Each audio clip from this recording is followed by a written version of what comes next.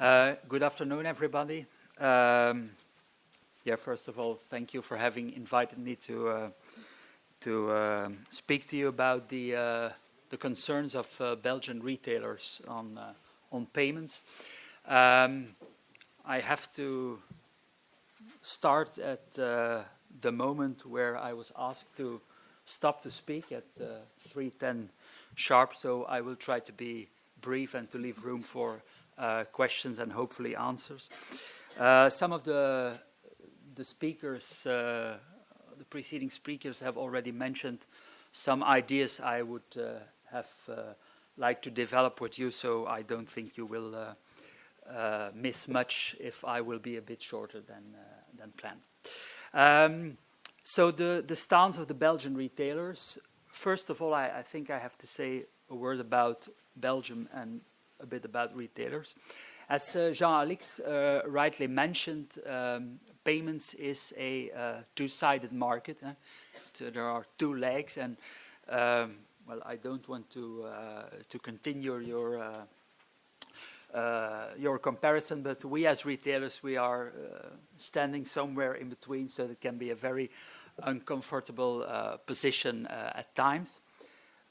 Secondly, Comios is the Belgian Retailers Federation.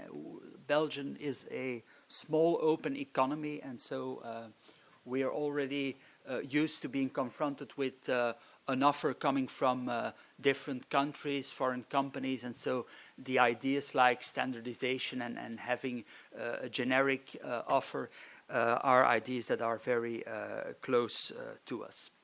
So to sum up what we would like to see in the future, and what we would like to see European legislation to make possible, is in fact to have, or at least to have the same national situation as we have for now, and that's why I was so. That was my idea to mention explicitly the Belgian domestic debit scheme, which is Bankcontact Mr. Cash, which will be SEPA compliant in the months and years to come. But I think that is one of the first things retailers will tell you. They know what they have. They have very down-to-earth ideas and thoughts. And they have invested in infrastructure. They have done some programming on the level of their electronic cash registers. So they aren't keen to abandon what they have already in store. So one of the ideas is to align future developments with what is already working in the stores. That's something I think that is very relevant when talking about all those new means of payment, online, mobile, contactless, that are coming to us. But so we always considered our domestic scheme as some kind of benchmark with its particular characteristics. We would like certainly the European legislator to complement those national elements by adding competition, governance, and I would say a framework or a context in which innovation can be a reality. When we're talking about competition, maybe contrary to what my colleague from Barclays was saying, we're not, for instance, necessarily against the presence of a lot of schemes in the stores, nor on the cards.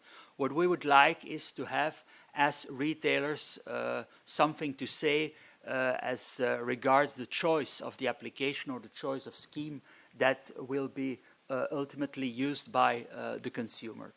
So competition should, amongst other things, be seen as the presence of multiple schemes, multiple applications that can be opted for by the merchant.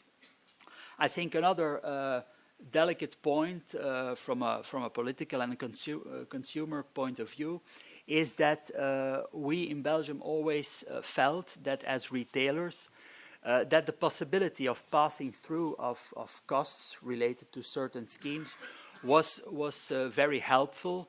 It gave us a strong negotiating position vis-à-vis the banks, vis-à-vis the schemes. And so we, in principle, are asking, even if certain initiatives aren't going that way, we think that a sound way of passing through of costs to the consumer can be a really powerful means for the retailer to give clear signals to schemes, to banks, in order to promote competition and to maintain a good price and cost level related to electronic means of payment. When we talk about governance, then I would say we lack sometimes transparency as regards costs that are passed through to the retailers, as regards the way certain systems are conceived and are operating. So transparency could be a nice way of talking about governance. To mention just one example, we always talk about cost increases when it comes to payments, or bank schemes are talking about cost increases. Why not introduce cost decreases? I would say to have in a systematic way the economies of scale we help to develop as retailers to have them reflected in the costs we are confronted with. And finally, innovation. Well, as far as the retail is concerned, and once again, that scheme is a bit more down to earth than the very complex graph or the very complex graphs I saw earlier on. But one of the main challenges is let's say the multi-channel or the multi-device approach consumers are adopting nowadays when it comes to online payments. We as Belgians, we are not very front runners in terms of e-commerce pickup. Only 5% of our retail sales are online sales. So we're only in the, let's say, the earlier stages of online payments. But we see some big challenges. Maybe the most important one is the standardization issue. So how will we be able to manage all those systems that are coming to us, that are pushed to the consumer? How will we be able to get that right in our web stores? How will we be able to manage all those means of payment in the back office? And maybe most of all, how will we be able to see clear in the different costing models we are confronted with? Maybe an issue related to that hasn't been tackled yet this afternoon is the data issue. When it comes to online payments, there are not only financial flows that are passing everywhere. There's also the debate on who is owning the data that are generated through those new online payments means. Not only data on I would say what consumers are buying, but also data on where they are buying, by what device, when, where, etc. How will we be able to manage those data issues? I think that will be also a challenge for the European Union to look at that and to find a good balance between let's say commercial and privacy challenges related to that. So maybe finally to conclude, let's say that when I saw the title of your conference this afternoon, and you talked about the future of payments, and you related that directly to legislation, I would really like to stress that as far the Belgian retailers are concerned, we think that payments market should stay a market where competition, transparency, innovation is really present.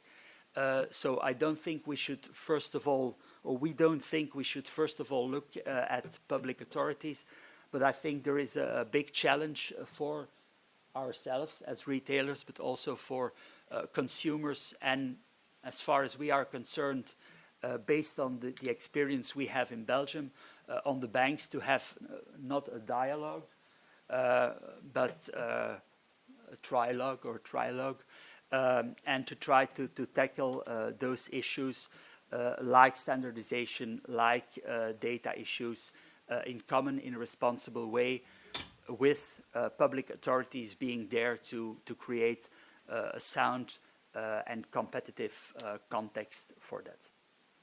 That was what I had to say, but glad to take questions during the panel.